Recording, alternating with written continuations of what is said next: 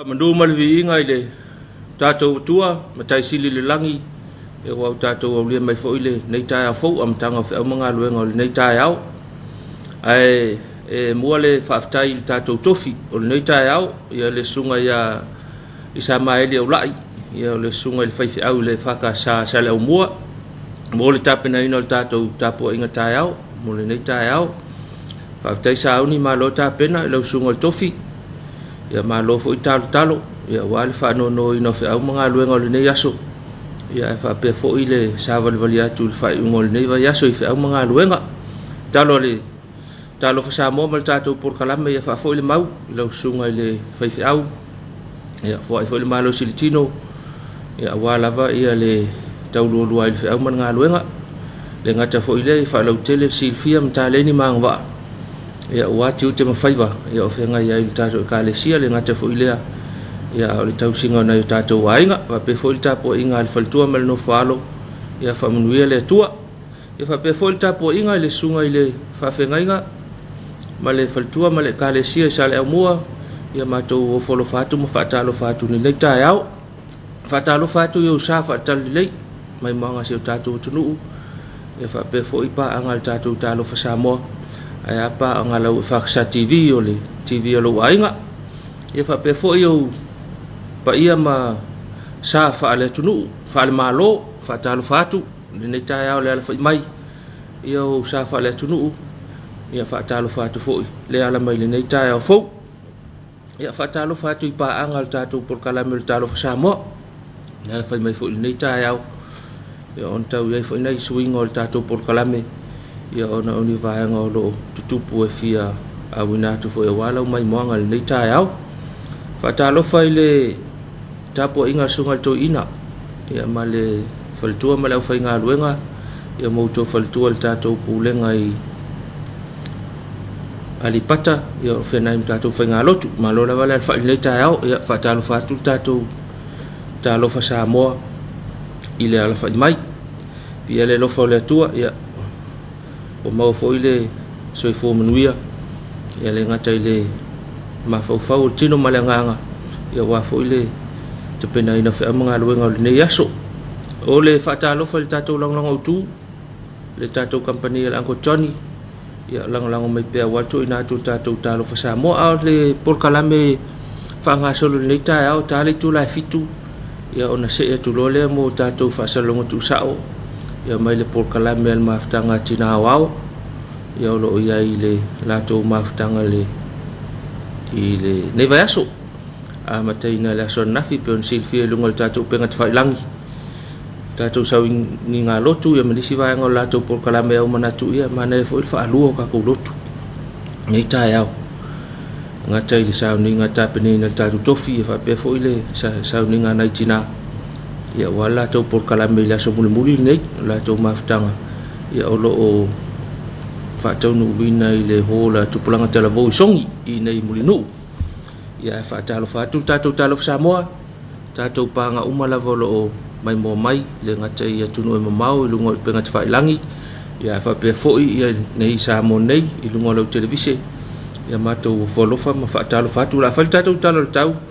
ia o tali ai le tu sa atu tatou fa sa longa ia mai le hola tupulanga i songi ia wale po kalame tina le tau le se fa talo fa le official tau fa tai mo talo tau tu ngatu no lang mai le motonga le se fa mtala nga winga lo wal tau lo yai si met fa ma ia le fo tatu fa ma ia tatu ne vai tau ana va nga fa pe ia tau lo ngai pe fa tu tatu por kalam ina va nga ia mo le am tangol tatu waso ia fa tai fa talo fa ile lo fon tele le tai fono mal faltua fa pele sui tai fono mal faltua o le fai lau tusi awa mal faltua mal tau tupe mal faltua fa tal fatu fa talo fa fo ile lau tamau le kalesia ma ua o nei latou fontanga ia fa talo fatu i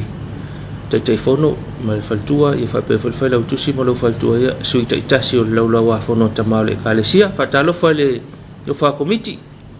ia fa pe o latou sui ia malo le ala nei tai au ia fa talo fa ia unanga se tatou kalesia fa pe se kalesia o lo ngā rua wa tātou le tautua ino na yo tātou tangata. Ai manatu o lea fui, toi fui atu tātou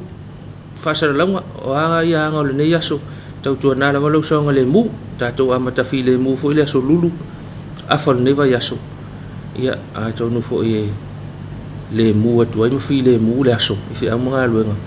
Ia o atu fui le fiafi lo o saunga le mu pe tātou, whatinonga fi au mga luenga. Po fe lava la ia, au mai le nganga o le toi fi au mga luenga. Ia ai tautua nā tātou saunga le mulau tele la toi foi atu tātou por kalame le tātou ofisa tu tonu. Ia whataktali ai le tali watu tātou whasaralaunga i le hoa tu polangai mulinu. Ia wale por kalame nei tina atu sai o le mawhitanga o lo whenga indei. E manue foi le por kalame nei tina whatalo whatu i latou. Ia nis foi o tā pena e anga i ai. Ia tautua nā saunga le mu e taunu saunga le mu o le por kalame. A tātou toi whailo ai fo istim whapene i la soa tai au. Ia e toi tali watu tātou por kalame. Ia whataktali ai tātou por kalame tu sao. Ia e peo na whunga. Nātu manu e tele nei aso, whia mga luenga se tātou tunu. Soi fua.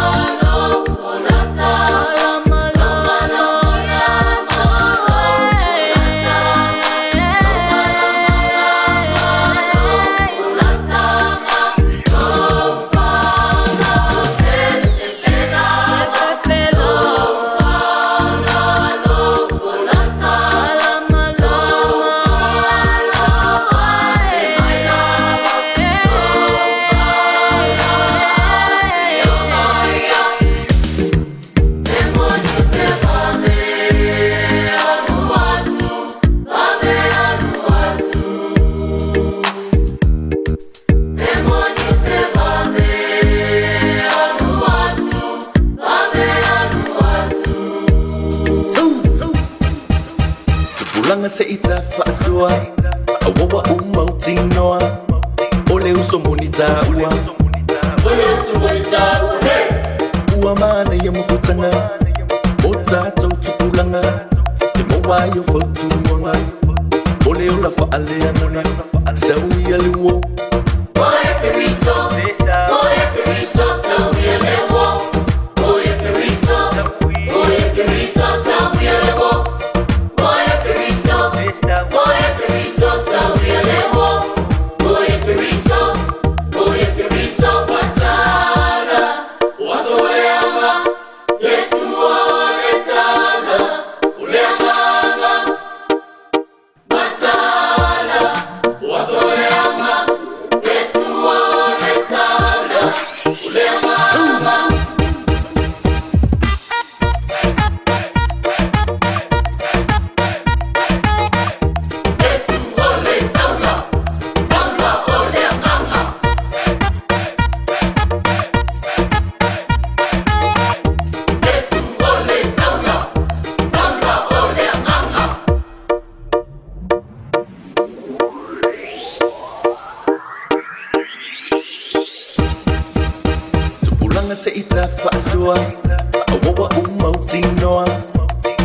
usomonita ua Ule usumulita uhe Ua mana ya mufutana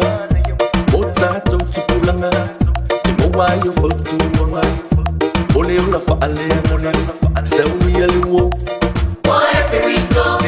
Moya Periso Sawi alewo Moya Periso Moya Periso Sawi alewo Moya Periso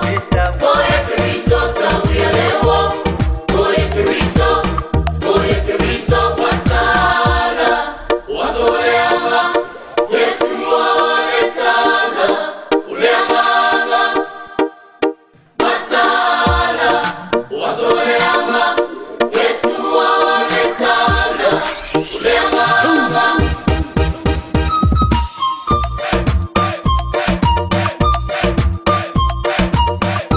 Yesu Waletala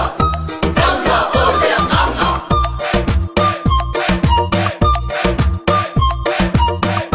Yesu Waletala Tanga Oleamama